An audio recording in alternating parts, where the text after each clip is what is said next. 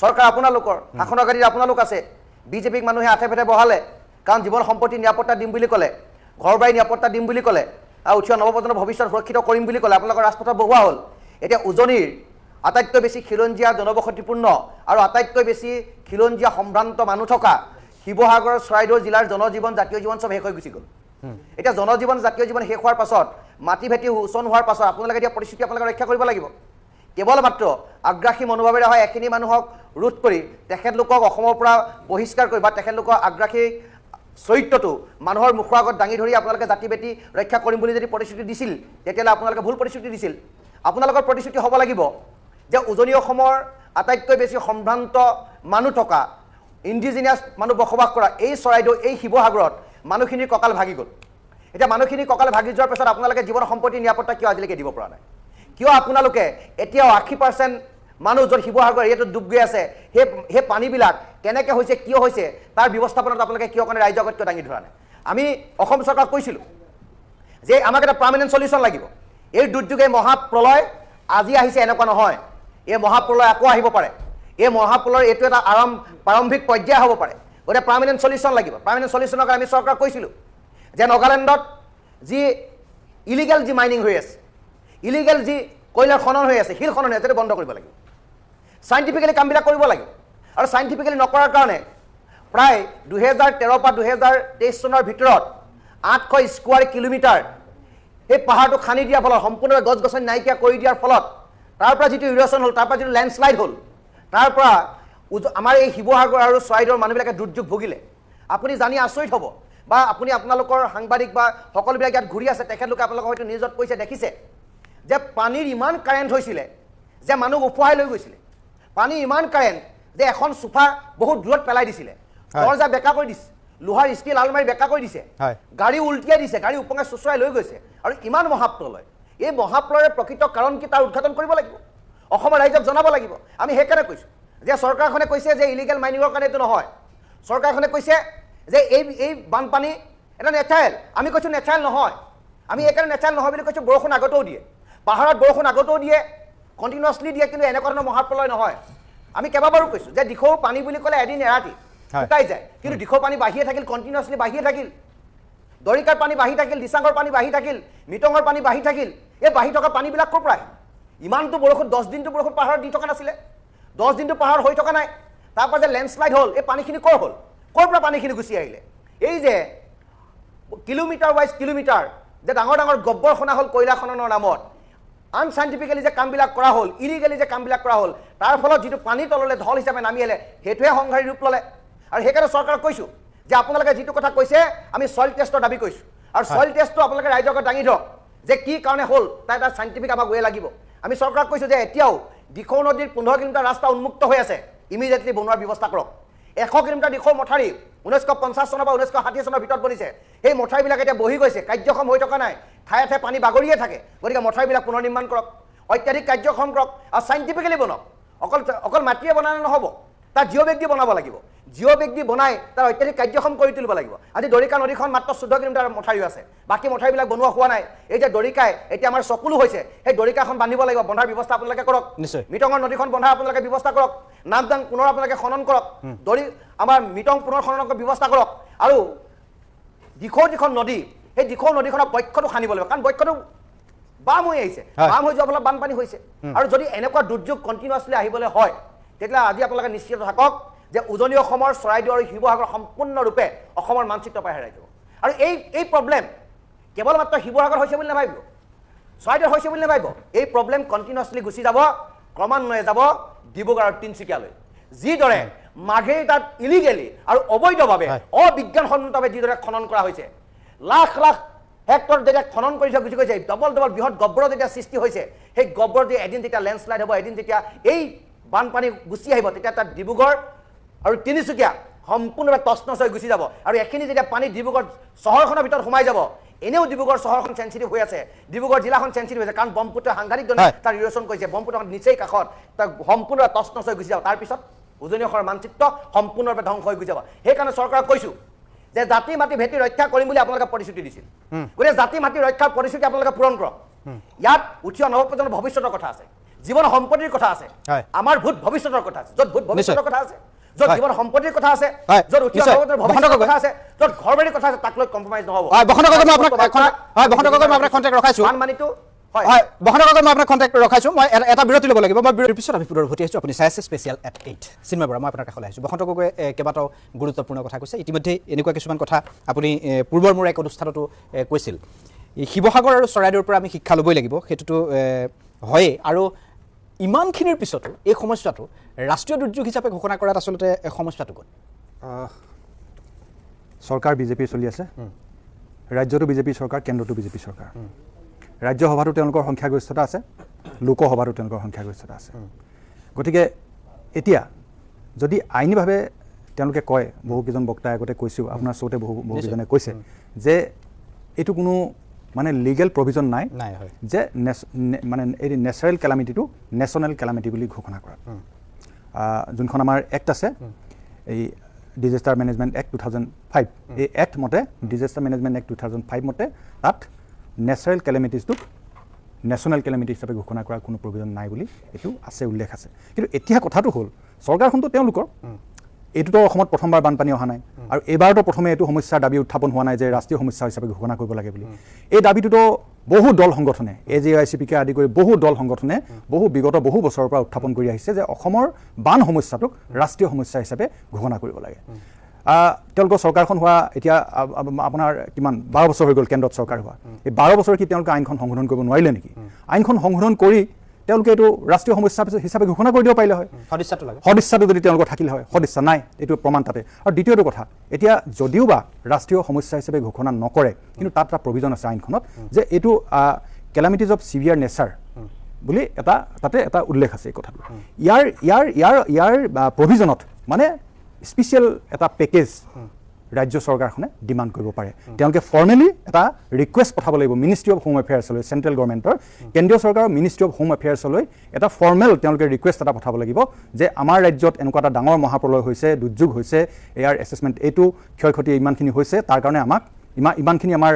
মানে প্ৰাণহানি হৈছে পশুধনৰ হানি হৈছে সম্পত্তি হানি হৈছে গোটেইখিনি দি তেওঁলোকে ক'ব লাগিব যে ইমানখিনি পেকেজ আমাৰ লাগে স্পেচিয়েল পেকেজ এটা লাগে পুঁজি এটা লাগে কিন্তু আজি তাৰিখলৈকে আপোনালোকে জানি আচৰিত হ'ব আজি তাৰিখলৈকে আজি 23 দিন হৈ গ'ল বানপানীটো হোৱা 23 দিন হ'ল আজি 23 দিনৰ পিছতো কিন্তু ৰাজ্য চৰকাৰৰ ফালৰ পৰা কেন্দ্ৰীয় চৰকাৰৰ গৃহ মন্ত্ৰালয়লৈ কোনো ধৰণৰ এনেকুৱা ফৰ্মেল ৰিকুৱেষ্ট যোৱা নাই যাৰ কাৰণে তেওঁলোকে এটা ফৰ্মেল ৰিকুৱেষ্টটো গ'লে তেওঁলোকে এটা টিম পঠাব তাৰ পৰা ৰিভিউৰ কাৰণে এইটো এছেছমেণ্ট কৰিবৰ কাৰণে এইটো হোৱা নাই গতিকে এই দুইটাতে আমিতো দেখা পোৱা নাই সদিচ্ছা দেখা পোৱা নাই ৰাষ্ট্ৰীয় সমস্যা হিচাপে ঘোষণা কৰাত তেওঁলোকৰ সদিচ্ছা নাই ঠিক তেনেকৈ স্পেচিয়েল পেকেজ এটা আনিবৰ কাৰণে যিটো সদিচ্ছা লাগে ৰাজ্য চৰকাৰখনৰ সেই সদিচ্ছাটো নাই তেওঁলোকে কি কৰিছে এই 15,000 টকাটো ঘোষণা কৰি 15,000 টকা এটা তেওঁলোকে ঘোষণা কৰিছে আৰু সেই ঘোষণা কৰি তেওঁলোকে বহি আছে আৰু এই 15,000 টকাটোৰ কাৰণে খেলিমেলি হৈছে বানাক্ৰান্তই এই আপোনাৰ জনপ্ৰতিনিধি যিবিলাক পঞ্চায়তৰ মানুহ আছে পঞ্চায়তৰ মেম্বাৰ আছে কি বুলি কয় এইটো আপোনাৰ প্ৰেচিডেণ্ট আছে এই বিভিন্ন ধৰণৰ চৰকাৰী বিষয়া আছে তেওঁলোকৰ দুৱাৰে ঘূৰিব লগা হৈছে মানে যেন তেওঁলোকে ভিক্ষাহে কৰি আছে এইটো ভিক্ষাহে কৰি আছে তেওঁলোকৰ গোটেই ঘৰ দুৱাৰ উচন হৈ গ'ল খেতি বাতি উচন হৈ গ'ল জীৱ জন্তু সকলো শেষ হৈ গ'ল কিমানজনৰ প্ৰাণহানি হৈ গ'ল তাৰপিছতো কিন্তু তেওঁলোকৰ গা লৰা নাই তেওঁলোকে কৈছে যে তালিকাত নামটো আহিব পাব তালিকা ওলাই গ'ল পইচাও সোমালে কিন্তু বহুজনৰ মোৰ ওচৰতে প্ৰমাণ আছে মই এতিয়া দেখুৱাবলৈ অসুবিধা হয় আপোনাৰ ইয়াত মোৰ ওচৰতে বহুজনে ফোন কৰি দিছে প্ৰমাণসহ দিছে যে তেওঁলোকৰ তালিকাত নাম থকাৰ পিছতো এই 15,000 টকাটো পোৱা নাই আৰু বহুজনে তালিকাত নামেই দিব পৰা নাই নাম দিয়াৰ পিছতো তেওঁলোকৰ নাম অন্তৰ্ভুক্তিকৰণ হোৱা নাই এইটো কেনেকুৱা ৰাজনীতি এইটো সময়তো ৰাজনীতি ভাল নালাগে এইখিনি সময় ৰাজনীতি কৰাৰ সময় জানো এইখিনিতো ৰাজনীতি কৰাৰ সময় নহয় এতিয়া যিখিনি নিজৰ ভাই ককাই তেওঁলোকৰ যদি ভাই ককাই বুলি ভাবে নিজৰ আত্মীয় স্বজন বুলি ভাবে নিজৰ স্বদেশৰ মানুহ বুলি ভাবে তেওঁলোকৰ ক্ষতিপূৰণ দিয়াৰ ব্যৱস্থাটো কৰিব লাগে এইটো নকৰি তেওঁলোকে কি কৰি আছে তেওঁলোকে এই ৰাজনীতিকৰণ কৰিছে গতিকে এই দুইটা কথা মই ক'লো আপোনাক প্ৰথমতেই ক'লো ৰাষ্ট্ৰীয় সমস্যা হিচাপে ঘোষণা কৰাত চৰকাৰখনৰ বিজেপি চৰকাৰখনৰ কেন্দ্ৰীয় চৰকাৰখনৰ কোনো সদিচ্ছা নাই দ্বিতীয়তে এইটো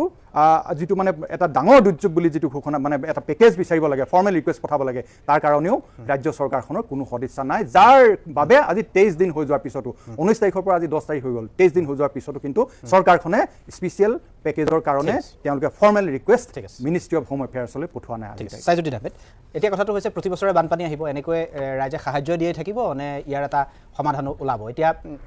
ৰাষ্ট্ৰীয় দুৰ্যোগ বা ৰাষ্ট্ৰীয় সমস্যা ৰূপে স্বীকৃতি নিদিলেও ৰাইজৰ মনটো ভাল লাগি যোৱাকৈ বা ৰাইজ পতিয়ন যোৱাকৈ যদি কেন্দ্ৰই অসমৰ ওচৰত থিয় দিয়ে তেতিয়াহ'লে সেই কথাবিলাক নোলালেহেঁতেন এতিয়া গুজৰাটে 500 কোটি পাইছে উৰিষ্যাই পাইছে অসমেৰ 379 কোটি টকা মই ঠিকে কৈছোঁ চাগে 379 কোটি টকা পাইছে গতিকে যদি পৰ্যাপ্ত পুঁজি পালেহেঁতেন ইমান এটা ভয়ানক দুৰ্যোগৰ পিছত এই কথা বতৰাবিলাক হয়তো এতিয়াই নোলালেহেঁতেন এনেকৈ যুঁজি থাকিব লাগিব নে কিবা এটা হ'ব এইবাৰৰ বানপানীক লৈ আজিৰ দিনটোক লৈ বোধহয় আপোনাৰ এইটো ইয়াতেই বোধহয় 4টা অনুষ্ঠান কৰিলোঁ বা অন্যান্য হাউচতো কৰা হ'ল আৰু এইদৰে আমি বানৰ বিষয়ে বিভিন্ন ধৰণৰ আলাপ আলোচনা চৰকাৰৰ বা ব্যক্তিগত অনুষ্ঠান প্ৰতিষ্ঠানৰ সম্পৰ্কে আমি বিভিন্ন আলোচনা ইতিমধ্যে বহুবাৰ কৰিলোঁ কিন্তু চৰকাৰখনে যি ধৰণে এই বানপানীক এইবাৰৰ যি উজনি অসমৰ বিশেষকৈ 3টা জিলাৰ যি প্ৰলয় এই প্ৰলয়ক যেনেকৈ গুৰুত্ব দিব লাগিছিল সেই গুৰুত্ব তেওঁলোকে দিয়া নাই ইয়াৰ পূৰ্বেও এইটো অনুষ্ঠানতে মই যেতিয়া কৈছিলোঁ যে বানপানী অহাৰ 19 তাৰিখৰ পৰা প্ৰায় এসপ্তাহলৈকে চৰকাৰী কোনো ধৰণৰ সাহায্য বা চৰকাৰী কোনো ধৰণৰ সাহায্যই হওক বা তেওঁলোকক উদ্ধাৰৰ যি অভিযান সেই অভিযানসমূহ চৰকাৰে এসপ্তাহলৈকে কৰা নাছিলে সেই কথা মই যেতিয়া দাবী কৰিছিলোঁ বিজেপিৰ মুখপাত্ৰসকলে মোক বেয়া পাইছিলে বা তেওঁলোকে মিছা প্ৰত্যুত্তৰ দিছিলে কিন্তু যোৱা পৰহি যেতিয়া মুখ্যমন্ত্ৰী যোৱা কেইদিনমান আগতে যেতিয়া মুখ্যমন্ত্ৰী নিজেই স্বীকাৰ কৰিলে যে এসপ্তাহলৈকে চৰকাৰী কোনো ধৰণৰ মানে আমি সাহায্য বা কোনো ধৰণৰ উদ্ধাৰ অভিযান আমি চলোৱা নাছিলোঁ চৰকাৰৰ এয়াই তেওঁলোকৰ দায়বদ্ধতা এই দায়বদ্ধতা সম্পৰ্কে মই বহুবাৰ প্ৰশ্ন কৰিছোঁ এনেকুৱা যদি দায়বদ্ধতা হয় তেতিয়াহ'লে ভৱিষ্যতে আৰু কি হ'ব গতিকে আপুনি যিখিনি প্ৰশ্ন উত্থাপন কৰিছে এই প্ৰশ্নৰ উত্তৰ কোনে দিব যেতিয়া মানে বিজেপি চৰকাৰখনে কেন্দ্ৰত হওক বা ৰাজ্যত হওক নিৰ্বাচনৰ সময়ত 2014 চনত যেতিয়া তেওঁলোকে নিৰ্বাচনৰ প্ৰচাৰ চলাবলৈ আহিছিলে বৰ্তমানৰ কেন্দ্ৰীয় প্ৰধানমন্ত্ৰী আৰু কেন্দ্ৰীয় গৃহমন্ত্ৰীয়ে তেওঁলোকে কি ধৰণৰ তেওঁলোকে প্ৰচাৰ কৰিছিলে যদি বিজেপি ক্ষমতাত আহে তেতিয়াহ'লে অসমৰ বান সমস্যাক ৰাষ্ট্ৰীয় সমস্যা হিচাপে ঘোষণা কৰিব আৰু সেই মৰ্মে তেওঁলোকে বান সমস্যাক তেওঁলোকে সমাধানৰ কাৰণে ব্যৱস্থা গ্ৰহণ কৰিব কিন্তু প্ৰথম 5 বছৰ তেওঁলোকে কৈছিলে যে মাত্ৰ আমাক 60 মাহ সময় দিয়ক 5 বছৰ বুলি নকলে টেকনিক্যালি 60 মাহ সময় দিয়া হ'ল তেওঁলোকক 60 মাহ সময় দিলে 5 বছৰ পাৰ হ'ল 5 বছৰ পিছত পুনৰ নিৰ্বাচন আহিলে তেওঁলোকে ক'লে আমি 60 মাহ বা 5 বছৰ সাফিচিয়েন্ট নহয় 10 বছৰ আকৌ 5 বছৰ সময় আমাক দিয়ক 5 বছৰ পৰৱৰ্তী 5 বছৰ তেওঁলোকক চৰকাৰত দিলে ৰাজ্যত বিজেপি চৰকাৰ গঠন হ'ল তেওঁলোকে নিৰ্বাচনৰ সময়ত কয় ডাবল ইঞ্জিনৰ চৰকাৰ লাগে তেওঁলোকক ডাবল ইঞ্জিনৰ চৰকাৰ দিয়া হ'ল সৰ্বানন্দ সোণোৱাল ডাঙৰীয়াই চৰকাৰ গঠন কৰিলে বান নিয়ন্ত্ৰণৰ নামত তেওঁলোকে প্ৰথমে আহি পেলাই নমামি ব্ৰহ্মপুত্ৰৰ নামত 123 কোটি টকা তেওঁলোকে খৰচ কৰিলে কিন্তু বান নিয়ন্ত্ৰণৰ কোনো ব্যৱস্থা নকৰিলে কেন্দ্ৰীয় মন্ত্ৰী বা আপোনাৰ উত্তৰ প্ৰদেশৰ পৰা কেতবোৰ পণ্ডিতক আনি পেলাই একাংশ পূজাৰীক আনি পেলাই ব্ৰহ্মপুত্ৰক পূজা কৰিলে এয়া আছিল তেওঁলোকৰ মানে নিৰ্বাচনী প্ৰতিশ্ৰুতি যে আমি বান নিয়ন্ত্ৰণ কৰিম বানমুক্ত অসম গঠন কৰিম আৰু সেই উদ্দেশ্যে তেওঁলোকে নমামি ব্ৰহ্মপুত্ৰ পৰৱৰ্তী সময়ত নমামি বৰাক অনুষ্ঠান শ কোটি টকা ধনৰ হৰাত কৰি তেওঁলোকে এই ধৰণৰ অনুষ্ঠান প্ৰতিষ্ঠান পালন কৰিলে কিন্তু পৰৱৰ্তী সময়ত যেতিয়া বানপানী আহিলে শ মানুহৰ প্ৰাণ গ'ল বা মানে জনসম্পত্তি হওক বা অন্যান্য সম্পত্তি বিনষ্ট হ'ল আৰু বছৰে বছৰে যিদৰে মানে এই ধৰণৰ বানপানী আহি থাকিলে প্ৰত্যেক বছৰে চৰকাৰে কেন্দ্ৰীয় চৰকাৰলৈ আবেদন নিবেদন কৰি থাকিলে 2016 চনৰ পৰা 2024 চন বৰ্তমানলৈকে প্ৰায় 1000 মানে যিখিনি বানপানীৰ ফলত যিমানগৰাকী মানুহৰ প্ৰাণ গৈছে 2001 চনৰ পৰা 26 চনলৈকে 1000 মানুহ প্ৰাণ গৈছে তাৰে 836 গৰাকী মানুহ আপোনালোকেও দেখাই আছে ইয়াতে 836 গৰাকী ব্যক্তিৰ প্ৰাণহানি হৈছে 2016 চনৰ পৰা বৰ্তমানলৈকে 10 বছৰ এই 10 বছৰে প্ৰাণহানি হৈছে তেতিয়াহ'লে এই বিজেপি চৰকাৰখনে ডাবল ইঞ্জিনৰ চৰকাৰখনে নমামি ব্ৰহ্মপুত্ৰৰ নমামি বৰাক পালন কৰি এয়াই কৰিলে নেকি তেওঁলোকে হাজাৰ হাজাৰ কোটি টকা অন্যান্য ৰাজ্যৰ কাৰণে তেওঁলোকে আবণ্টন দিব পাৰে প্ৰত্যেক বছৰে হাজাৰ হাজাৰ শ কোটি টকাৰ আমাৰ ক্ষতিগ্ৰস্ত হৈ আছে বানপানীৰ ফলত তাৰ বিনিময়ত কিন্তু কেন্দ্ৰীয় চৰকাৰে অসমৰ কাৰণে সঠিক কোনো মানে পুঁজি আবণ্টন নকৰিলে 2016 চনৰ পৰা 2024 চনলৈকে NDRFৰ যি পুঁজি সেই পুঁজিৰ এটা টকাও তেওঁলোকে অসম চৰকাৰৰ কাৰণে মুকলি কৰি নিদিলে যোৱা বছৰ মুখ্যমন্ত্ৰী হিমন্ত বিশ্ব শৰ্মা ডাঙৰীয়াই তিনিবাৰকৈ আবেদন নিবেদন কৰাৰ পিছত মাত্ৰ 39.28 কৰোৰ টকা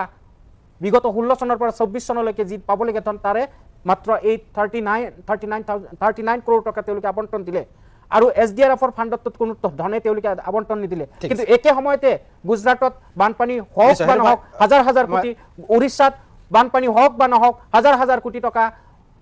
আপোনাৰ মধ্যপ্ৰদেশক বা মহাৰাষ্ট্ৰত বানপানী হওক বা নহওক হাজাৰ হাজাৰ কোটি টকা তেওঁলোকে আবণ্টন দিলে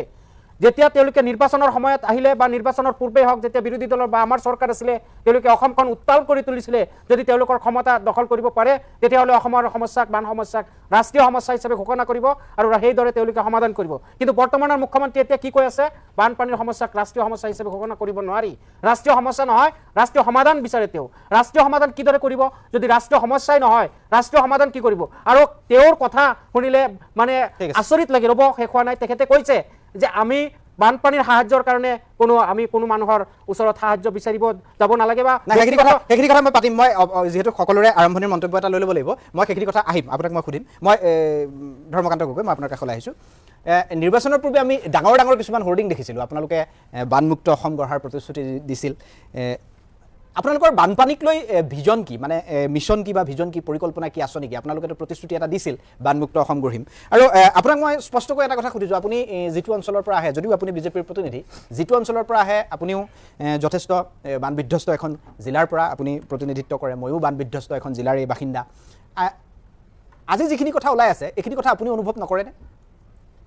প্ৰথম কথাটো হৈ গ'ল তিনিওখন জিলাত এতিয়াও বান পৰিস্থিতি যথেষ্ট আচলতে দুৰ্যোগপূৰ্ণ হৈ আছে আৰু এই সময়টোত খুব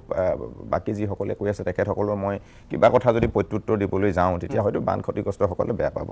প্ৰথম কথাটো হৈছে এই অসমৰ যিটো বানপানীৰ সমস্যা অসমৰ লগতে ভাৰতৰ বিভিন্ন ৰাজ্যত এনেকুৱা ধৰণৰ প্ৰাকৃতিক দুৰ্যোগবিলাক হয় কিন্তু ৰাষ্ট্ৰীয় সমস্যা ৰূপে ঘোষণা কৰিব পৰা যিটো ব্যৱস্থা আপোনাৰ সংবিধানৰ যিটো 2005 যিখন এক্ট মানে সেই তাতে কি কৰা হৈছে এই ব্যৱস্থাটো প্ৰৱধানটো নাই বুলি কোৱা হৈছে আৰু আপুনি জানে যে অসমখন সম্পূৰ্ণৰূপে নদী এটা হৈ গ'ল বৰাক নদী আৱৰি থকা অঞ্চল আৰু আনটো হৈছে ব্ৰহ্মপুত্ৰ অৱবাহিকাই আৱৰি ৰখা অঞ্চল প্ৰতি বছৰে আমাৰ ইয়াত বানপানীটো হয় আৰু বানপানীটোৰ আটাইতকৈ বেছি আপুনি যেনেকৈ মাজুলীৰ মই যেনেকৈ লখিমপুৰ আমি যিমান আমাৰ শৈশৱটো পাৰ কৰি আহিছোঁ আজি হয় শিৱসাগৰ যোৰহাট আৰু চৰাইদেউত হোৱা ভয়ংকৰ এইটো পৰিৱেশ ভয়ংকৰ বানপানী এনেকুৱা 3-4টা বানপানী আমি পাইছোঁ আমাৰ ফালে কিন্তু আজি এতিয়া কংগ্ৰেছৰ প্ৰতিনিধিগৰাকীয়ে কৈ আছে প্ৰথম কথা এতিয়া ক'বলৈ গ'লে বেয়া লাগে তেওঁ বাৰে বাৰে কৈ আছে নমামি ব্ৰহ্মপুত্ৰ নমামি বৰাক পাতিলে সাধু সন্যাসী কানি এই কথাটো আমি যেতিয়াই হিন্দুসকলে নিজৰ ধৰ্ম সংস্কাৰক লৈ কিবা এটা কৰিব বিচাৰে এই কংগ্ৰেছীসকলৰ কি প্ৰব্লেম আছে আমিতো তেওঁলোকৰ ধৰ্মক লৈ একো কথা ক'বলৈ যোৱা নাই কৈছে আপুনি বাৰে বাৰে সাধু সন্ত আনি কৈছে বুলি কৈছে ছাৰ আপুনি কৈ থাকোঁতে মই একো কোৱা নাই এইটোৱে সমস্যা এইটোৱে সমস্যা আপোনালোকে 70 বছৰ শাসন কৰিলে 70 বছৰ শাসন কৰিলে শুনক 70 বছৰ শাসন কৰি আমি কি কৰিম আপুনি তেখেতে কৈ থাকে মই একো নাই বিক্ৰী কৰি খাই আছে নহয় আপুনি আক্ৰমণ যদি কৰিছে মই প্ৰতিষ্ঠা শাসন কৰি শুনাল আপুনি এই বানপানী সম্পৰ্কে কি হৈছে এইটো ধৰ্মকান্ত গগৈ কথা কৈ হয় ধৰ্মকান্ত গগৈ কথা কৈ ক'ব নালাগে কি কৈছে সেইখিনি উত্তৰ দিয়ক কৈ থাকোঁতে মই একো নাই মতা এইটোৱে প্ৰব্লেম আপুনি যে নুশুনিব আপুনি আপোনাৰ প্ৰথম কথা শুনা ধৈৰ্যটো ৰাখক নাই ঠিক আছে ধৰ্মকান্ত গগৈ তাৰ উত্তৰ দিয়ক আপুনি তাৰ আগতে কংগ্ৰেছৰ প্ৰথম কথা হৈ গ'ল আপুনি যেতিয়া মোৰ ধৰ্ম সংস্কৃতিত পদাঘাত কৰিব তাৰ উত্তৰটো মই আপোনাক প্ৰথমে দিব লাগিব আপুনি কেইবাটাও অনুষ্ঠানত এই ধৰণে কৈছে নমামি বৰাক নমামি ব্ৰহ্মপুত্ৰ মানে সাধু সন্ত আদি কৰিলে আপোনাৰ অসুবিধা আছে মূল লাগানি পাতিব লাগিছিল নেকি আমি শুনি লওক প্ৰথম কথাটো হৈ গ'ল আপোনালোকে 70 বছৰ অসম শাসন কৰিলে বানপানী কিয় শেষ কৰিব নোৱাৰিলে আজি যে আপুনি যে আজি ইয়াত কৈ আছে ৰাষ্ট্ৰীয় সমস্যাৰ ৰূপে ঘোষণা কৰা নাই কেলে কংগ্ৰেছে কি ক্ষতি কৰিছে আপোনালোকে কি কৰি আছে আজি গোটেই লখিমপুৰখন আমি বানত ডুবি থাকিল ধেমাজি আছে থাকিল মাজুলীত ডুবি থাকিল আপোনালোকে কি কৰিছে বানমুক্ত অসম গৰিম বুলি গতিকে এনে জাতা কথা কৈ নাথাকিব আৰু কথাবিলাক কৃষ্ণ চাও নাই ঠিক আছে ধৰ্মকান্ত গগৈ যেতিয়া আমি কি কৰিছো কথাখিনি ক'ব কাৰণে সুবিধাটো দিব লাগিব নহব আপুনি এই যে এবাৰৰ যে বান পৰিস্থিতি আপুনি উত্তৰটো দিয়ক আপুনি গ'ল আপুনি বানপীড়িত অঞ্চললৈ গ'ল নে এবাৰ তাৰ উত্তৰটো দিয়ক আপুনি যোৰহাটলৈ গ'ল নে এবাৰ সেই হিচাপটো মই আপোনাক গ'ল নে এবাৰ সেই হিচাপ আপুনি গ'ল নে আপুনি মোক কওক সেই হিচাপ আপুনি যে ইমান নাই ঠিক আছে মই ব্যক্তিগত নালাগে ব্যক্তিগত হ'ব নাই কথা মূল কথা আপোনাক কি কৈ আপুনি মূল সময়টো নহয় আপুনি বানপানী সম্পৰ্কে আপোনালোকে কি কৰিলে জনাওক আপোনালোকে কংগ্ৰেছে কি কৰিলে এই কথা শুনিবলৈ অহা নাই এই কথা শুনিবলৈ অহা নাই আপুনি কৈ আছে কি আন্দোলন কৰিছিলে ৰাষ্ট্ৰীয় সমস্যা সমাধান আমি কি কৰিছো কি কৰিম কি পৰিকল্পনা আছে আইন যদি নাই বেলেগকো সময় দিব লাগিব 10 বছৰ আপোনালোকে শাসন কৰি একো কৰিব নোৱাৰিলে আমাৰ মাত্ৰ 11 বছৰ ধৰ্মকান্ত গগৈ মই বসন্ত গগৈৰ কাষলৈ যাব লাগিব টুটুমণি কলিতাক সময় দিব পৰা নাই ধৰ্মকান্ত গগৈ ঠিক আছে উত্তৰ দিব ধৰ্মকান্ত গগৈ প্ৰথম কথাটো হৈ গ'ল চাওক ডিজাস্টাৰ মেনেজমেণ্ট এক্টৰ অধীনত 2005 যিখন এক্ট আছে সেই এক্টখনৰ অধীনত ভাৰতৰ অসমৰ লগতে ভাৰতৰ বিভিন্ন ৰাজ্যত যেতিয়া এনেকুৱা ধৰণৰ দুৰ্যোগবিলাক হৈ আছে কোনো দুৰ্যোগকে আচলতে ৰাষ্ট্ৰীয় দুৰ্যোগ হিচাপে ঘোষণা কৰা চিষ্টেম নাই দাদাই খুব ধুনীয়াকৈ কথাখিনি কৈছে এতিয়া ঘটনাটো যে সমাধানৰ যিটো বিষয় যোৱা সময় ধৰি আমি যেতিয়াৰ পৰা অসম মানে বৰাক বা ব্ৰহ্মপুত্ৰ অৱবাহিকা অঞ্চলত বসবাস কৰিছোঁ বানপানী আমাৰ তাতে প্ৰতি বছৰে হয় লখিমপুৰ ঢকুৱাখানা মাজুলী আমি প্ৰত্যেকবাৰে পাই আহিছোঁ কিন্তু মাজে মাজে কেতিয়াবা কি হয় ভয়ানকভাৱে এই সেই বানৰ পৰিৱেশ আৰু পৰিস্থিতিটো কি হয় ৰাজ্যখনলৈ নামি আহে আৰু ইয়াৰ যিটো সমস্যাৰ যিটো সমাধানৰ যিটো বিষয় সমাধানটো আজি সকলোৱে চিন্তা কৰিব লাগিব আজি বসন্ত গগৈ ডাঙৰীয়া যিখিনি পৰামৰ্শ দিছে সেই পৰামৰ্শখিনি আমাৰ চৰকাৰ আৰু দলে গ্ৰহণ কৰিছে কিছুমান পৰামৰ্শ গ্ৰহণ কৰিছে ইতিমধ্যে শিৱসাগৰ কেইবাখনো নদী খনন কাৰ্য আমাৰ বিমল বৰা ডাঙৰীয়া এইকেইদিনত লাগি আছে নাম ডাঙৰ গতিকে যিখিনি পৰামৰ্শ চাওক মুখ্যমন্ত্ৰী মহোদয় কি কৈছে যে অসমৰ যিসকল বিশেষজ্ঞ IIM হওক IIT হওক বা আমাৰ যিসকল বানৰ লগত জড়িত হৈ থকা বিশেষজ্ঞ আদি দল সংগঠন আজি বসন্ত গগৈ ডাঙৰীয়া ভালকে বুজি পাইছে যে এই সমস্যাখিনি ক'ৰ পৰা হৈছে আৰু সমাধানৰ কাৰণে আমি কি কাম কৰিব লাগিব গতিকে সকলোৱে যেতিয়া ছাজেশ্যনখিনি দিব আৰু সেইখিনি যেতিয়া চৰকাৰে ফ'ল' আপ কৰিব হয় এইটো এটা সাংঘাতিক ধৰণৰ ডাঙৰ দুৰ্যোগ আমি যোৱা 12টা বছৰত এই সমস্যাটো যি ধৰণে সমাধান কৰিব লাগিছিল যদিও মই ভাৰতীয় জনতা পাৰ্টীৰ এজন কাৰ্যকৰ্তা এইটো মই বুকুত হাত থৈ ক'ব পাৰোঁ যে আমি নিষ্ঠা সহকাৰে এই সমস্যাটো সমাধান কৰিব পৰা নাই কিন্তু কৰিব লাগিব কৰাৰ কাৰণে কি কৰিব লাগিব চৰকাৰে পূৰ্বতকৈ যোৱা সময়খিনিত যোৱা 5-10টা বছৰত ইমান ভয়ানক বান হোৱা নাছিল আজি যি ধৰণৰ পৰিৱেশ এটা এই তিনিওখন জিলাত হ'ল গতিকে আকৌ তেওঁ আৰম্ভ কৰি দিলে আকৌ আপুনি অকণমানটো ধৈৰ্য ৰাখক না অলপটো ধৈৰ্য ৰাখক আজি আপোনালোক বিৰোধী আপোনালোকে টক শ্ব'ত ধুনীয়াকৈ আছে কিন্তু এই দুৰ্গতসকলক উদ্ধাৰৰ ক্ষেত্ৰত আপোনালোক কেলে নাই কিয় নাই আপোনালোকে সকলোৱে বেলেগৰ কথা কৈ থাকে আপোনালোক বিৰোধী হিচাপে আপোনাৰ নেতা ক'ত আছে আপোনালোকৰ সভাপতি ক'ত আছে আজি আপোনালোকৰ সভাপতি ক'ত আমাৰ সভাপতি আমাৰ কৰ্মকৰ্তা গতিকে কিছুমান কথা নিজৰ গাত চাই ল'ব এনে যাতা কথা কৈ থাকিব যেতিয়া মানুহখিনি লাগি আছে আপুনি ইয়াত এচি ৰুমত বহি কথা কৈ থাকিলে পৰিৱেশটো বুজি নাপাব আৰু এনেধৰণে এইটোৱে সমস্যা যে আপোনালোকৰ সময়ত আপোনালোকে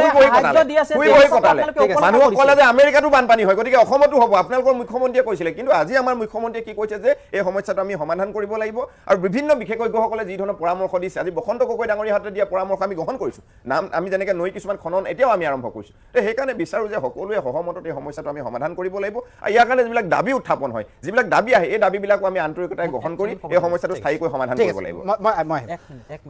এতিয়া যিখিনি সমস্যাৰ কথা ক'লে যে সমাধান কৰিব নাগালেণ্ড চৰকাৰে যেতিয়া আপোনালোকক জনাইছিলে বৰ্তমান মুখ্যমন্ত্ৰী গৃহমন্ত্ৰীক জনাইছিলে নাগালেণ্ডত যদি আপোনালোকে সেই উৎস তাতে কিন্তু ইমান ক্ষতিগ্ৰস্ত নহ'ল তেওঁলোকে আগতীয়াকৈ ব্যৱস্থা গ্ৰহণ কৰিব পাৰিলে আপোনালোকক জনোৱাৰ পিছতো চৰকাৰক জনোৱাৰ পিছতো কিয় ব্যৱস্থা গ্ৰহণ নকৰিলে বিগত 10টা বছৰে যি ধৰণৰ ব্যৱস্থা কৰিব লাগিছিলে এইটোতো নকৰিলেই তৎকালীনভাৱে আগদিনাখন আপোনালোকক জনোৱা হ'ল বহুত সময়ৰ পৰা ৰখাই থৈছোঁ মই আছুৰ শিক্ষা সম্পাদক টুটুমণি কলিতা আমাৰ সৈতে সংযুক্ত হৈছে টুটু মই আপোনাৰ কাষলৈ আহিছোঁ আপোনালোকৰ সভাপতিয়ে খুব সজোৰে দাবী উত্থাপন কৰিছে যে সমস্যাটো ৰাষ্ট্ৰীয় সমস্যা হ'ব লাগে আৰু কেন্দ্ৰই জনতাই পতিয়ন যোৱাকৈ ৰাইজে পতিয়ন যোৱাকৈ কেন্দ্ৰই অসমক সহায় কৰিব লাগে মই আপোনাৰ প্ৰতিক্ৰিয়াটো লৈ লৈছোঁ চাওক ইতিমধ্যে ইয়াত উপস্থিত সকলোৱে নিজৰ মতামত ৰাখিছে আৰু যুক্তি সহকাৰে নিজৰ কথাখিনি দাঙি ধৰিছে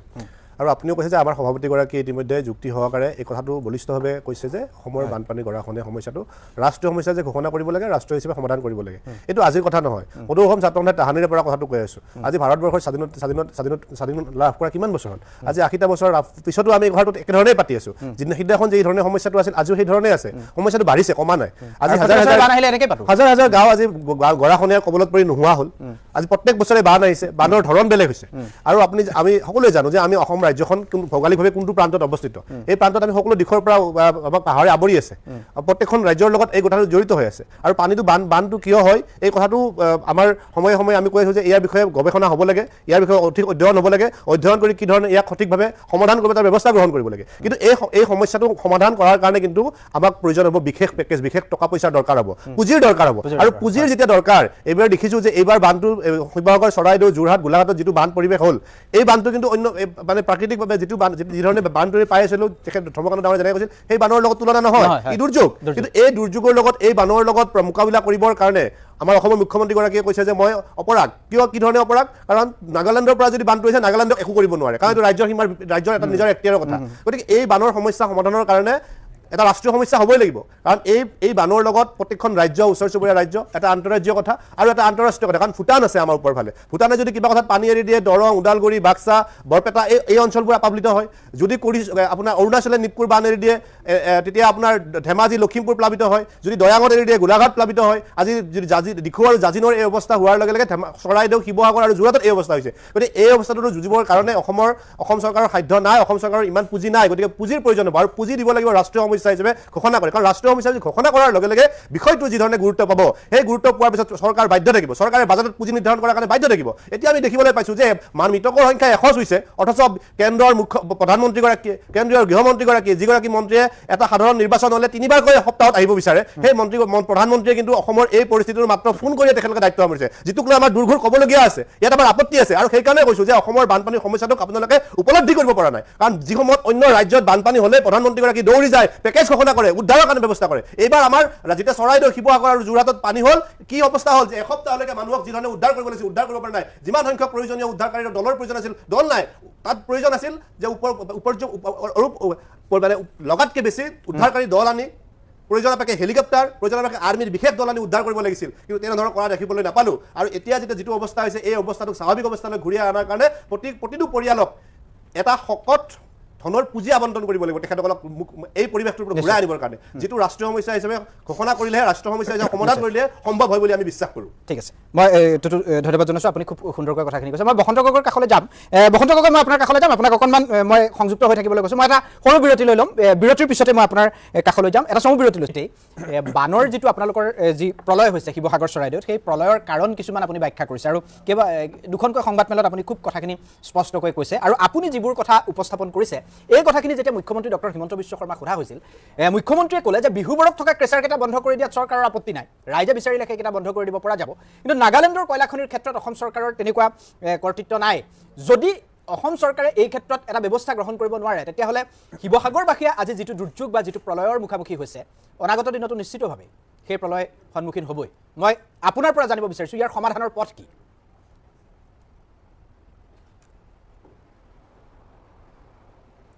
ইয়াৰ সমাধানৰ পথ এটাই আজি ষ্টুডিঅ'ত বা আলোচনা হৈছে যে এইটো ৰাষ্ট্ৰীয় সমস্যা হিচাপে ঘোষণা কৰিব লাগে, আৰু অসমৰ বিভিন্ন দল সংগঠন, বিভিন্ন ব্যক্তিয়ে কৈছে এইটো ৰাষ্ট্ৰীয় দুৰ্যোগ হিচাপে ঘোষণা কৰিব লাগে, তেতিয়া ফাণ্ডৰ আবণ্টন হ'ব। কিন্তু আজি মুখ্যমন্ত্ৰী ডাঙৰীয়াই যিটো কথা ক'লে যে ৰাষ্ট্ৰীয় সমাধান লাগে, ৰাষ্ট্ৰীয় সমস্যাই হ'ব নোৱাৰে। কিন্তু সংবিধানৰ 7ম অনুসূচীয়ে কি কয়? সংবিধানৰ 7ম অনুসূচীয়ে কৈছে যে ভূমি আৰু জল এখন ৰাজ্যিক সূচীৰ ভিতৰত অন্তৰ্গত, গতিকে সেইকাৰণে ইয়াক ৰাষ্ট্ৰীয় সমস্যা হিচাপে স্বীকৃতি দিব নোৱাৰে। সেইকাৰণে আমি কৈছোঁ, অসম চৰকাৰৰ ওচৰত দাবী উত্থাপন কৰিছোঁ যে 1975ত CWCয়ে যিটো প্ৰস্তাৱ দিছিলে যে ফ্লাড প্লেনিং জনিং এক্ট, এই এক্টখন কাৰ্যকৰীকৰণ কৰিলে কেন্দ্ৰীয় জলশক্তি মন্ত্ৰালয়ে বান ব্যৱস্থাপনা আৰু সীমান্ত সুৰক্ষাৰ নামত এটা মোটা অংকৰ পুঁজি এখন ৰাজ্যলৈ প্ৰেৰণ কৰে। গতিকে আমি সেইকাৰণে অসম চৰকাৰক কৈছোঁ যে ফ্লাড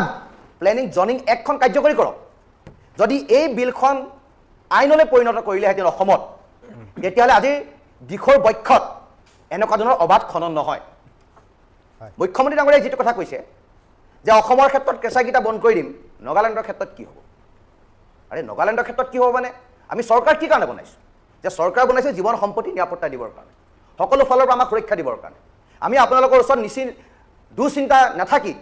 আমি নিৰ্বিঘ্নে জীয়াই থাকিবৰ কাৰণে। গতিকে আপোনালোকৰ নৈতিক দায়িত্বৰ কৰ্তব্য আছে, আমি চৰকাৰক দাবী উত্থাপন কৰিছোঁ, আমাৰ 10 দাবী দিছোঁ যে অতি শীঘ্ৰে যে অবাধ খনন বন্ধ কৰা, ইলিগেল মাইনিং টোটেলি ক্ল'জ কৰা কাৰণে, আৰু নদীৰ গতিপথ নিয়ন্ত্ৰণ কৰিবৰ কাৰণে কেন্দ্ৰীয় চৰকাৰ, নাগালেণ্ড চৰকাৰ, অসম চৰকাৰৰ মাজত ত্ৰিপাক্ষিক আলোচনা হওক। আমি এই কথাটো অসমৰ মুখ্যমন্ত্ৰীৰ ওচৰত আমি 10 দাবীৰ ভিতৰত আমি এটা দাবী দিছোঁ। আৰু তাৰ লগে লগে ফ্লাড প্লেনিং জনিং এক্টখন কাৰ্যকৰীকৰণ কৰক, তেতিয়া ব্ৰহ্মপুত্ৰৰ কাষত থকা অবাধ বেদখলমুক্ত হ'ব। কাৰণ ব্ৰহ্মপুত্ৰৰ কাষত অবাধ বেদখলে ব্ৰহ্মপুত্ৰৰ পানীখিনি ঠেক কৰি আনিছে। মই এটা সৰু এটা উদাহৰণ দিওঁ, আপুনি এতিয়া নতুনকৈ যে এই যে আমি গুৱাহাটীত এখন যে পাৰ্ক যে বনোৱা হ'ল, ব্ৰহ্মপুত্ৰৰ এটা পাৰ্ক যে সম্পূৰ্ণভাৱে পুতি পেলোৱা হ'ল, তাৰ ফলত কি হৈছে? জলৰাশিটো ক্ৰমান্বয়ে ঠেকাই অনা হৈছে। ঠিক একেই পৰিৱেশেৰে উজনি অসমৰ দিখৌ নদীখনত অবাধ বেদখল আৰু কোনো প্লেনিং নোহোৱাকৈ নদীৰ বক্ষৰ কাষত যেতিয়া ঘৰ বনোৱা হৈছে, নদীৰ গতিপথ জলৰাশি সম্পূৰ্ণভাৱে ঠেকাই অনা হৈছে। যেতিয়া বাৰিষাৰ বতৰত যেতিয়া বৰষুণ দিয়ে, সি সহজতে ওফন্দি পৰে আৰু ধ্বংসলীলা আৰম্ভ কৰে। সেইকাৰণে কৈছোঁ যে অসমত যদি স্থায়ী সমাধান আমাক দিব লাগে, তেতিয়াহ'লে ফ্লাড প্লেনিং জনিং এক্টখন কাৰ্যকৰীকৰণ কৰিব লাগিব, সেইটো আমাৰ মূল দাবী। আৰু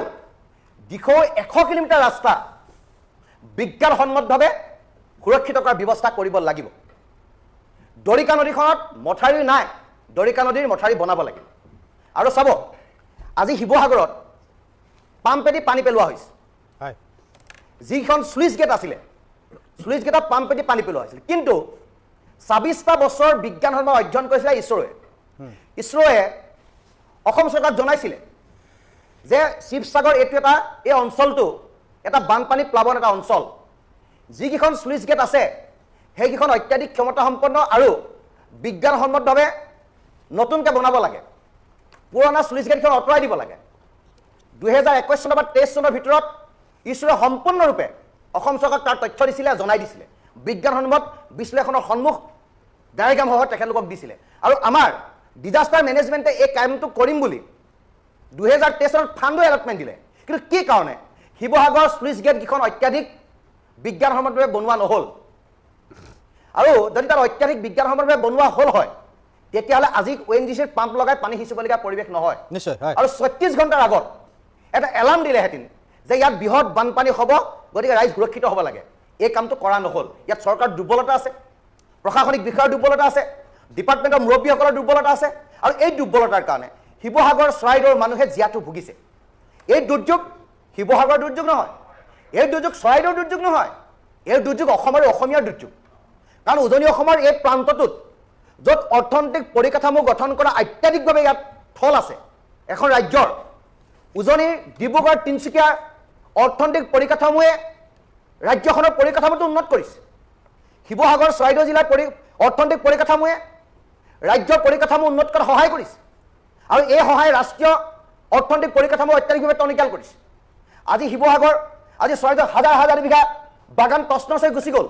তাৰ ক্ষতিপূৰণ কোনে দিব আজি হাজাৰ হাজাৰটা কোম্পানী তছনছ হৈ গুচি গ'ল তাৰ ক্ষতিপূৰণ কোনে দিব ঘৰ ভাগি গ'ল গাহৰি ফাৰ্ম আছে গাহৰি মৰি গুচি গ'ল তাৰ ক্ষতিপূৰণ কোনে দিব গৰু উঠি চাৰখাৰ হৈ গ'ল তাৰ ক্ষতিপূৰণ কোনে দিব জীৱন সম্পত্তিৰ নিৰাপত্তা নোহোৱা হ'ল দেউতাকৰ মুখৰ আগত ছোৱালী উঠি গৈছে খুৰীয়েকৰ মুখৰ আগত ভতিজাক উঠি গৈছে মাকৰ মুখৰ আগত পুত্ৰ উঠি গৈছে বেদনাদায়ক পৰিৱেশ তাৰ ক্ষতিপূৰণ কোনে দিব এনেকুৱা দুৰ্যোগপূৰ্ণ মুহূৰ্তলৈ শিৱসাগৰ চৰাইদেউক ঠেলি দিয়া হ'ল এই মানৱ সৃষ্ট জলবোমাৰ দ্বাৰা যে এইখিনি মানুহে আৰু ২০ বছৰলৈ কঁকাল পোনকৈ জীয়াই থাকিব নোৱাৰে ঠিক আছে নিশ্চয় যিখন পথাৰত পলস পৰিছে যদি পলস পৰিছে ভাল কথা অনাগত সময়ত খেতি হ'ব যদি উজনিৰ এই দুখন জিলাত পলসৰ ঠাইত যদি কয়লা পৰিছে কয়লাৰ মাটি সংমিশ্ৰিত মাটি পৰিছে যদি বালি পৰিছে যদি শিলৰ গুৰি পৰিছে তেতিয়া খেতি কেনেকৈ হ'ব মানুহ কেনেদৰে জীয়াই থাকিব তাৰ সাইণ্টিফিক সলিউশন আমাক লাগিবনে নাই নিশ্চয়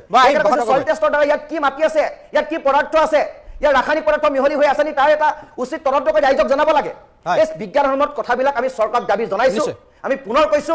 উজনিৰ দুৰ্যোগ অসমৰ দুৰ্যোগ আৰু অসমৰ দুৰ্যোগ যদি নিবাৰণৰ কাৰণে চৰকাৰ ব্যৱস্থা নকৰে এটা সময়ত অসমখনৰ পৰিকাঠামো সম্পূৰ্ণৰূপে ভাগি তছনছ হৈ গুচি যাব নিশ্চয় বসন্ত গগৈ মই আহিম আপোনাৰ কাষলৈ চিন্ময় বৰা বসন্ত গগৈ কেইবাটাও তাৎপৰ্যপূৰ্ণ কথা কৈছে হয় তেখেতে কেইবাটাও তাৎপৰ্যপূৰ্ণ কথা কৈছে গুৰুত্বপূৰ্ণ কথা কৈছে যিটো আমাৰ মুখ্যমন্ত্ৰী ডাঙৰীয়া এটা কথা কৈছিলে যে বিহুবোৰৰ যিকেইটা শিলৰ মেচিন আছে ক্ৰাছাৰ মেচিন আছে এইকেইটা আমি বন্ধ কৰি দিব পাৰিম কিন্তু নাগালেণ্ডৰ কয়লা খনাটো আমি বন্ধ কৰি দিব নোৱাৰোঁ বুলি তেওঁ কৈছে এইটো একেবাৰে তেওঁ মিছা কথা বুলিও আমিতো ক'ব নোৱাৰোঁ এইটো সাংবিধানিকভাৱে সঁচা কথা আৰু নাগালেণ্ডৰ কয়লা খননটো নাগালেণ্ডৰ যিহেতু নাগালেণ্ড ৰাজ্যখন আৰ্টিকল 371ৰ ভিতৰত পৰে গতিকে তেওঁলোকৰ সম্পদৰ অধিকাৰটো তেওঁলোকৰ নিজৰ অধিকাৰ তেওঁলোকৰ মাটিৰ তলত যিখিনি কয়লা আছে মাটিৰ তলত যিখিনি সম্পদ আছে সেই তাৰ মাটিৰ মালিকৰ এইটো নিজৰ অধিকাৰ কিন্তু তাৰ কাৰণে এই সম্পদবোৰৰ যাতে বেছিকৈ যাতে এই কি বুলি ক'ম এইটো আপোনাৰ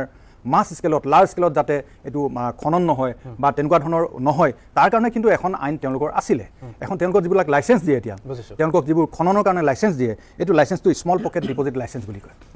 যিটো জিঅ'লজিকেল মাইন তেওঁলোকৰ ডিপাৰ্টমেণ্ট আছে তাৰ পৰা নাগালেণ্ড গভৰ্ণমেণ্টে এইটো লাইচেঞ্চ দিয়ে তাৰ বাবে কিন্তু এখন লাইচেঞ্চত প্ৰতি বছৰে 1000 মেট্ৰিক টনহে কয়লা খানিব পাৰে পাৰ লাইচেঞ্চ 1000 মেট্ৰিক টন কয়লা খানিব পাৰে আৰু এৰিয়া যিটো থাকে তেওঁলোকৰ এৰিয়াটো মেক্সিমাম 2 হেক্টৰ মানে 2 হেক্টৰৰ ভিতৰত 1000 মেট্ৰিক টন প্ৰতি বছৰ খানিবৰ কাৰণে এখন লাইচেঞ্চ দিয়া হয় কিন্তু এতিয়া এইটোতো চৰকাৰীভাৱে কৰা কাম কিন্তু ইয়াৰ আঁৰত যেনেকৈ এইটো মানে অপব্যৱহাৰ হৈছে এইবিলাকৰ যিটো অপব্যৱহাৰ হৈছে যি অবাধ গতিত মানে ধ্বংস কাৰ্য চলিছে খনন কাৰ্য চলিছে অবৈধভাৱে চলিছে এই লাইচেঞ্চৰ আওতাৰ পৰা বাহিৰলৈ গৈ 1000 মেট্ৰিক টনৰ ঠাইত 10000 মেট্ৰিক টন হৈছে 2 হেক্টৰৰ জেগাত আপোনাৰ 20 হেক্টৰ হৈ গৈছে যাৰ ফলত আমি যে এই দেখিছিলোঁ আপোনালোকেও আগতে দেখাইছে ডাঙৰ যিবিলাক জলাশয়বিলাক ডাঙৰ গহ্বৰ নিচিনা এইবিলাক আমি দেখা পাইছোঁ আৰু এই গহ্বৰবিলাকত ডাঙৰ গহ্বৰবিলাকত বিশাল জলৰাশি জমা হৈছিলে পানী জমা হৈছিলে আৰু এই বৰষুণ হোৱাৰ ফলত তাৰ যিটো খানি দিয়াৰ ফলত ওপৰৰ যিটো ভেজিটেশ্যনটো নাইকিয়া হৈ গৈছে মানে গছ গছনি নাইকিয়া হৈ গৈছে তাৰ ফলত মাটিটো দুৰ্বল হৈ গৈছে তাৰ আৰু আমি জানো যে এইটো এটা একেবাৰে ভূতাত্ত্বিক কথা এটা আছে যিবিলাক পাহাৰ আছে আমাৰ এইফালৰ পৰা যেতিয়া আমি নামি যাম মানে বা কি বুলি ক'ম পূবৰ পৰা পশ্চিমৰ পৰা পূবলৈ যেতিয়া হিমালয় পৰ্বতটো নামি যায় তাৰ যিটো পাহাৰৰ যিটো মানে তাৰ যিটো মানে ভৌগোলিক যিটো যি বুলি ক'ম এইটো জিঅ'লজিকেল মানে নেচাৰ এইটো বেলেগ হৈ যায় আৰু এই আমাৰ উত্তৰ পূৰ্বাঞ্চলৰ পাহাৰবিলাক একেবাৰে থুনুকা মাটিবিলাক একেবাৰে থুনুকা এইবিলাক মানে অলপমান পানী পৰিলেই বা অকণমান যদি তাত কিবা এটা হয় এইটো হুৰহুৰাই খহি পৰে আৰু এইটোৱে হ'বলৈ পালে যেতিয়া ওপৰৰ গছ গছনিবোৰ নাইকিয়া হ'ল খান্দি দিয়া হ'ল ডাঙৰ মাটি খান্দি দিয়াৰ ফলত তাত জলাশয় হৈ গ'ল ডাঙৰ আৰু চাৰিওফালে যেতিয়া গছ গছনি নাথাকিলে সেই জলাশয়বিলাক খুৰা খহি পৰিব ধৰিলে আৰু খহি পৰাৰ ফলত তাত জমা হৈ থকা যিবিলাক পানী আছিল পানীবিলাক তললৈ পানীৰ এইটো নেচাৰ পানী তললৈ নামি আহে পানী তললৈ নামি অহাৰ ফলত একেবাৰে ওপৰৰ পৰা ধাহি মুহি চব লৈ আহিলে এইটো এতিয়া এই যিটো কাম হ'ল অবৈধভাৱে যিটো খনন হ'ল তাত অবৈধ খননৰ লগত কিন্তু জড়িত আমাৰ অসমৰ বহুত বাঘা নেতা বাঘা মানুহ আমি বহু নিউজতো দেখা পাইছোঁ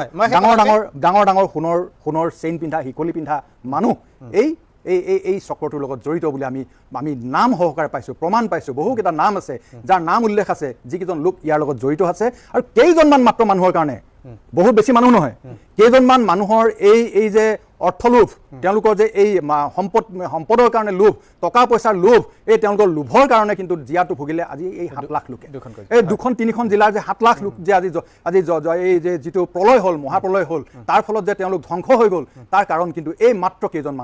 কেইজনমান লোকৰ অৰ্থলোভৰ কাৰণে তেওঁলোকৰ লোভৰ কাৰণে এই ফলাফলটো আমাৰ এই লোকসকলে ভুগিব লগা হ'ল এতিয়া আৰু এটা কথা ইয়াৰ লগত মই এটা কথা 1 মিনিট আৰু এটা কৈ ল'ম এইটো কিন্তু ইয়াতে শেষ হৈ যোৱা নাই এই যিটো খনন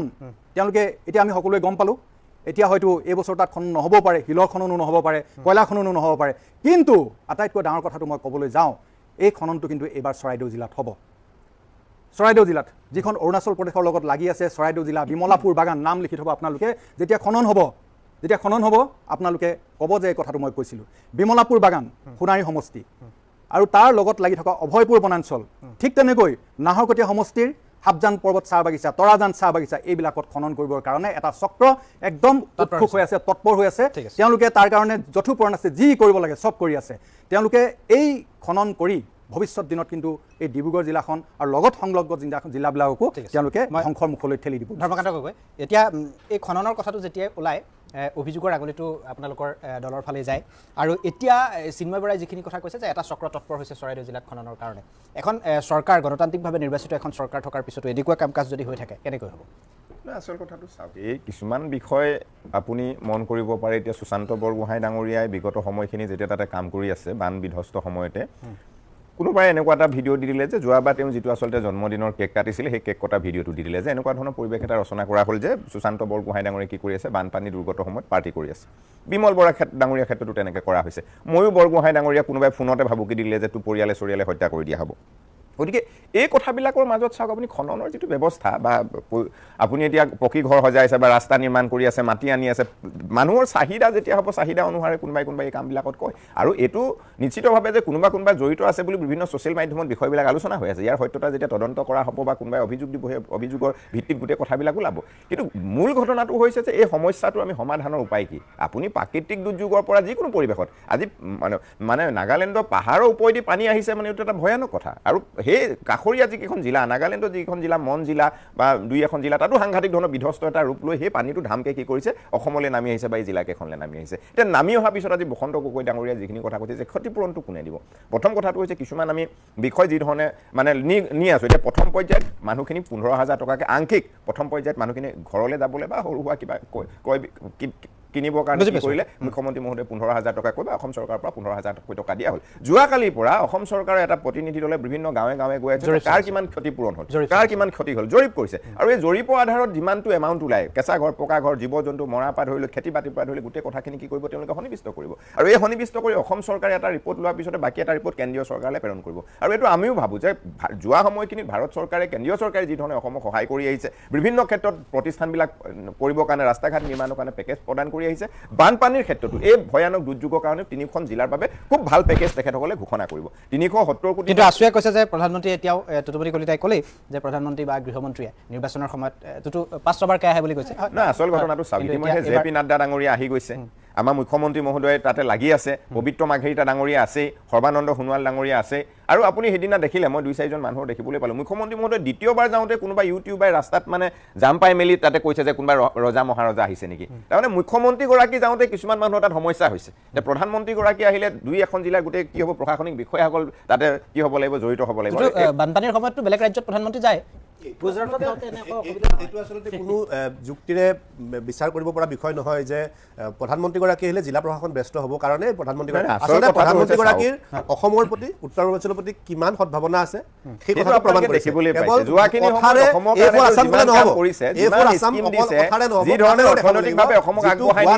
সেইকাৰণে অসমৰ মানুহৰ ক'বলগীয়া আছে, ছাত্ৰ সন্থাৰ ক'বলগীয়া আছে, আৰু আমি কৈছোঁ যে এই সময়ত মৃতকৰ সংখ্যা প্ৰায় 100 চুই গ'ল। আৰু কিমান মৰিব লাগিব প্ৰধানমন্ত্ৰীগৰাকীয়ে অসমৰ সমস্যাটোক বানগৰাখনীয়াৰ সমস্যাটোক বুজি পাবলৈ, উপলব্ধি কৰিবলৈ তেওঁ দৌৰি আহিব লাগিছিল, বিশেষ পেকেজৰ কথা ঘোষণা কৰিব লাগিছিল, কি ধৰণে ৰক্ষা কৰিব পাৰি, মানুহৰ জীৱন আৰু সম্পত্তি নিৰাপত্তা দিব পাৰি তাৰ ব্যৱস্থা কৰিব লাগিছিল, কিন্তু কৰা নাই। আৰু সেইকাৰণে আমি কৈছোঁ যে প্ৰধানমন্ত্ৰীগৰাকীয়ে কেতিয়া আহিব প্ৰশ্ন আছে, কাৰণ অন্য ৰাজ্যলৈ গৈছে নহয়, সেই কথাটো বিজেপিৰ বিষয়া ব্যক্তিসকলে, চৰকাৰৰ ব্যক্তিসকলে উপলব্ধি কৰাটো উচিত। পিছত পুনৰ উভতি আহিছোঁ স্পেচিয়েল এট 8ৰ শেষ অংশলৈ। ছাইজুদ্দিন আহমেদ, আপুনি বিৰতিলৈ যোৱাৰ পূৰ্বে কিবা এটা ক'ব খুজিছিল? হয়, অসমৰ বানপানী সমস্যা বৰ্তমানৰ যি সমস্যা হৈছে এই মানে উজনি অসমত, এই উজনি অসমৰ সমস্যাক লৈ কেন্দ্ৰীয় চৰকাৰে আপোনাৰ কিছু অডিঅ' সংযোগ বিচ্ছিন্ন হৈছে, মই আপোনাৰ কাষলৈ আহিম। মই বসন্ত গগৈ ডাঙৰীয়া, মই আপোনাৰ কাষলৈ গৈছোঁ। এতিয়া যিবোৰ অঞ্চল একেবাৰে বানে তছনছ কৰি গ'ল, সেইবোৰ অঞ্চলত এতিয়া জৰীপ চলিছে। সেই জৰীপৰ মতে হয়তো ক্ষতিপূৰণ হ'ব, কিন্তু সমস্যাটোতো ইয়াতে শেষ হৈ নাযায়। এতিয়া যিহেতু এবাৰ বানপানী হ'ল, এতিয়া ৰাইজৰ মনত যথেষ্ট শংকা আছে, ৰাইজৰ মনত যথেষ্ট চিন্তা আছে। আকৌ যদি এনেকুৱা ধৰণৰ বানপানী হয়, কাৰণ দুৰ্যোগ ব্যৱস্থাপনা বিভাগ যেনেদৰে সক্ষম হ'ব লাগিছিল তেনেদৰে সক্ষম নোহোৱাৰ পৰিণাম শিৱসাগৰবাসীয়ে ভালদৰে ভোগ কৰিলেই। এতিয়া আপোনালোকৰ যিকেইটা আপোনালোকে দাবী উত্থাপন কৰিছে, সেই দাবীকেইটা ইতিমধ্যে আপুনি উল্লেখ কৰিছে। তথাপিতো জিলা প্ৰশাসনে এতিয়া আপোনালোকৰ দৃষ্টিত চকুত লগাকৈ ব্যৱস্থাখিনি গ্ৰহণ কৰিব পাৰিছেনে, নে এতিয়াও পৰিস্থিতি নিয়ন্ত্ৰণলৈ অহাই নাই? চৰকাৰে দাবী কৰিছে যে পৰিস্থিতি নিয়ন্ত্ৰণত, কিন্তু আজিৰ যিবোৰ পৰিস্থিতি, মগৰাহাট পঞ্চায়তৰ কেইবাখনো গাঁও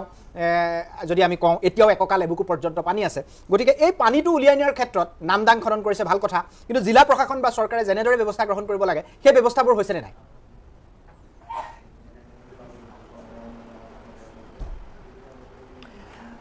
পানী অলপ পৰিমাণে কমিছে, কিন্তু দুৰ্যোগটো কমা নাই, দুৰ্ভাৱনা কমা নাই, দুশ্চিন্তা কমা নাই, মানুহৰ বাঢ়িছে। কাৰণ ক'ৰবাত ক'ৰবাত পানী কমি গৈছে, ৰাস্তা পদূলি ওলাইছে, কিন্তু এতিয়াও ভাৰতবৰ্ষৰ কোনো অঞ্চলত দৰিকাই পানী বাগৰি আছে। আৰু আমাৰ নিচেই টাউনৰ নিচেই কাষতে কোনো কোনো অঞ্চলত দৰিকাৰ পানী এতিয়াও বাগৰিছে, কাৰণ দৰিকা বিপদসীমাৰ তললৈ অহাই নাই, ক্ৰমান্বয়ে লাহে লাহে আহিছে। সেইকাৰণে দৰিকাৰ মথাউৰিটো বনোৱাটো খুব জৰুৰী। আৰু দ্বিতীয় কথা, প্ৰশাসনে এই মুহূৰ্তত যথেষ্টখিনি কাম কৰিছে, মই নাই কোৱা বুলি নকওঁ। শিৱসাগৰত SDRF হওক, NDRF হওক, শিৱসাগৰ জিলা প্ৰশাসন হওক, প্ৰতিজনে বিষয়াই ৰাতি দিন কাম কৰিছে, আৰু সকলোৱে মিলিজুলি কাম কৰাৰ কাৰণে এখিনি মানুহ মৃত্যুমুখৰ পৰা বাচিলে, নৰক যান্ত্ৰণৰ পৰা বাচিলে। কিন্তু চৰকাৰে বা প্ৰশাসনে শিৱসাগৰ পৰা সেইটো কিমান দিন কৰিব? ৰেচন কেইদিনমান আৰু যোগান ধৰিব পাৰে, শিবিৰত থকা মানুহখিনিক আৰু অলপ দিন সকাহ দিব পাৰে, কিন্তু যিটো দুৰ্যোগ আহিলে, যিটো দুশ্চিন্তা, যিটো দুঃস্বপ্ন সদায় মানুহক খেদি ফুৰিব, সেই দুঃস্বপ্নৰ পৰা কেতিয়া আমি উঠা পাম? কাৰণ এই দুখন জিলাত মিনিমাম 50,000 কোটি টকাৰ ধন লোকচান হৈছে। গতিকে সেইকাৰণে আমি চৰকাৰক কৈছোঁ যে 10,000 কোটি টকা পেকেজ এটা আপুনি ঘোষণা কৰক আপোনালোকে, আৰু 10,000 টকাৰ পেকেজটো যদি ঘোষণা নকৰে, তেতিয়াহ'লে এই দুখন জিলা 20 বছৰ পিছুৱাই যাব, আৰু আগৰ অৱস্থালৈ ঘূৰি আহিব নোৱাৰিব। এই দুখন জিলা যদি 20 বছৰ পিছুৱাই যাবলগীয়া হয়, তেতিয়াহ'লে এখন ৰাজ্যৰ কি অৱস্থা হ'ব ভাবি চাওকচোন। আজি 160খনতকৈ ওপৰ স্কুল শিৱসাগৰ জিলাখনত পানীৰ তলত আছে, পলস পৰি আছে। যোৰহাট জিলাখনত 60খনতকৈ ওপৰ স্কুলত এতিয়াও পানী আছে। চৰাইদেউ জিলাৰ বহু স্কুলত এতিয়াও পানী আছে, তাত স্বাভাৱিক জীৱন ঘূৰি অহা নাই। আজি যদিও স্কুল কিছুমান খুলিছে, তথাপি সেই স্কুলে ভূঁত আহিছে, ল'ৰা ছোৱালী কোনোবা পানীত খোজকাঢ়ি আহিছে, মাক দেউতাকে ল'ৰাটোক যেনে তেনে স্কুললৈ পঠিয়াইছে, কিন্তু পৰিৱেশ পঢ়াৰ অনুকূল হৈ থকা নাই। গতিকে চৰকাৰখনে ভাবিব লাগিব যে এই যিটো দুৰ্যোগ, এইটো ৰাজ্যৰ এটা দুৰ্যোগ। এই ৰাজ্যৰ দুৰ্যোগটো আপোনালোকে এটা পলিটিকেলাইজ কৰি যদি কথাবিলাক ভাবে, তেতিয়াহ'লে নহ'ব। আৰু মই আপোনাক স্পষ্টভাৱে এটা বাৰ্তা দিছোঁ, অসমৰ ৰাইজে বুজাটো খুব জৰুৰী, যে শিৱসাগৰত বানপানীৰ নামত পলিটিকেল হৈছে, যে কোনে কিমান ৰুটি সেকিব পাৰে তাৰ এটা কম্পিটিশ্যন শিৱসাগৰত নচলা নহয়, এটা অঘোষিত প্ৰতিযোগিতা চলিছে। কিন্তু শিৱসাগৰ ৰাইজে চাই আছে। শিৱসাগৰৰ মানুহখিনি সাংঘাতিক ধৰণে চেঞ্চিটিভ মানুহ, পলিটিক্স কেনেকৈ কৰিব লাগে শিৱসাগৰৰ মানুহে জানে, চৰাইদেউৰ মানুহে জানে, কাৰণ এই মানুহখিনি সাংঘাতিক ধৰণে পলিটিকেল ক্ষেত্ৰত চেঞ্চিটিভ। গতিকে এই মানুহখিনিক লৈ যদি অত্যাধিক কোনোবাই পলিটিক্স কৰি বাহ ল'ম বুলি ভাবে, তেতিয়া সেই মানুহজন মূৰ্খৰ স্বৰ্গত বাস কৰিছে। দুৰ্যোগ আমাৰ হৈছে, দুশ্চিন্তা আমাৰ হৈছে, দুৰ্ভাৱনা আমাৰ হৈছে, উঠি অহা নৱপ্ৰজন্মৰ ভূত ভৱিষ্যতক লৈ আমি চিন্তা কৰিছোঁ, খিলঞ্জীয়া মানুহৰ মাটি সম্পত্তিক লৈ আমি চিন্তা কৰিছোঁ। আমি আমাৰ প্ৰজন্ম সুৰক্ষা হোৱাটো বিচাৰিছোঁ আৰু এই প্ৰজন্ম সুৰক্ষা হোৱাৰ পৰিৱৰ্তে এখিনি মানুহে পলিটিকেল মাইলেজ লোৱাৰ যিটো কম্পিটিশ্যন চলিছে সেইটো আমি খুব তীক্ষ্ণ দৃষ্টি আমি তাত ৰাখিছোঁ আমি সকলো পক্ষকে এই কাৰ্যৰ পৰা আঁতৰি থাকি দুৰ্গতসকলৰ কাষত থিয় দি কোনে এই ক্ষেত্ৰত অত্যাধিকভাৱে সহায় কৰি দুৰ্গতসকলক সহায় কৰিব পাৰে উদ্ধাৰ কৰিব পাৰে তাৰ কাৰণে দৃষ্টি নিক্ষেপ কৰিব লাগে আৰু শিৱসাগৰ চৰাইদেউ জিলাখনত 10,000 কোটি টকা যদি চৰকাৰে পেকেজ ঘোষণা নকৰে আপুনি চাই থাকক আজি টকছত মই কৈ গ'লো প্ৰায় 20টা বছৰ এইখন জিলা পিছুৱাই যাব আৰু এইখন এটা ডেষ্টিনি হ'ব মৰা এটা ডেষ্টিনিলৈ পৰ্যবেক্ষিত কাৰণ আজি নাজিৰা সমষ্টি যদি প্ৰান্তবিলাক যাই দেখিব তাত কেনেকুৱা দুৰ্ভিক্ষ জীৱন গেলা গোন্ধ মানুহৰ মৃতদেহৰ গোন্ধ গৰুৰ মৃতদেহৰ গোন্ধ আজি গাহৰি মৃতদেহৰ গোন্ধ ছাগলীৰ মৃতদেহৰ গোন্ধ মানুহ পলসৰ তলত আছে এতিয়াও তাত উদ্ধাৰ কৰিব পৰা হাজাৰ হাজাৰ গাড়ী পানীৰ তলত কি পলসৰ তলত পুত হৈ গৈছে এটা স্বপ্ন মানুহৰ ভংগ হৈছে মানুহে জিৰৰ পৰা আৰম্ভ কৰিব লাগিব কেনেকৈ আৰম্ভ কৰিব তাক লৈ মানুহৰ মনস্তাত্ত্বিক পৰিৱৰ্তন হৈছে মানুহৰ মানসিক বিকৃতি ঘটিছে মানুহে ভাবিক কিং কৰ্তব্য বিমী হৈছে আৰু তাৰ ওপৰত ভোটৰ ওপৰত দান অপৰাধী এইখিনি EMI বিচাৰি বেংকৰ মানুহ লোনৰ মানুহে অহৰ্নিশে প্ৰেছাৰ মানুহখিনিক দি আছে সেইকাৰণে চৰকাৰ কৈছোঁ 6 মাহ আপোনালোকে এক্সটেণ্ড কৰিছে উজনি আপোনালোকে এছেছমেণ্ট কৰক যিবিলাকৰ সম্পূৰ্ণৰূপে ধ্বংস হৈ গ'ল যিসকল চাকৰি আছে তেখেতলোকক কাটি দিয়ক যিসকল সঁচাকেই বান বিধ্বস্ত হৈ শূন্য হৈ গুচি গ'ল বেংকৰ লোন আছে সেইবিলাক সম্পূৰ্ণৰূপে আপোনালোকে মাফ কৰি দিয়ক যদি আপোনালোকে সেইবিলাক সম্পূৰ্ণৰূপে মাফ নকৰে সেই মানুহবিলাক নেখাই মৰিব সেই মানুহবিলাকে নিপিন্ধি মৰিব আৰু সেই মানুহবিলাকে মানসিক অন্তৰ্নন্দত ভুগি এক্সট্ৰিম পজিশ্যনলৈকে তেখেতলোকে সিদ্ধান্ত ল'ব গতিকে এই কথাটো মই চৰকাৰৰ দৃষ্টিগোচৰ কৰিলোঁ আপোনালোকৰ মাধ্যমে হয় নিশ্চয়